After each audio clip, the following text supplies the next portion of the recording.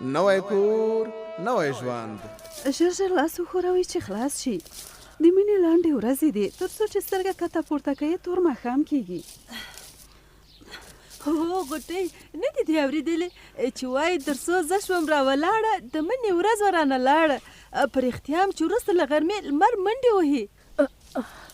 دا دی له خیره یوازې دغه یو پټی پاتې دی، نور خلاص شول له خیره. شازي نن خو ډېره غلی هېڅ خبرې نه کوي. څه درته وایم غوټۍ خورې، هېڅ زړه مې په ځای نه دی. زړه دې چېرته دی؟ خارج ته خو به مجید ته نه وي ورغلی. نه بابا، مارغه خو نه دی چې خارج ته به الوځي. دلته مې کاروبار ته په اندېښنه یم. د څه اندېښنه؟ اوس خو دې کار پیل کړی، بې ځایه اندېښنې مه کوه. نور اندېښنه نه کوم، خو زحمت باسو، خواري به کوو. خبره معلومه نه ده، خدای خبر چې روب به خرڅېږي او که نه. اندېښنه مه کوه. کریم ډېر خوشحاله و چې د روب بازار ګرم دی، درګرده په منډه خرڅېږي. وی څنګه ښه ښایي داسې چې ده دا ځلې ډېر روب جوړوو او بازار ته یوړو. خبره دې سمه ده، خو دا ځلې په یوازې سر نشي کولی چې ټول کارونه وکړي.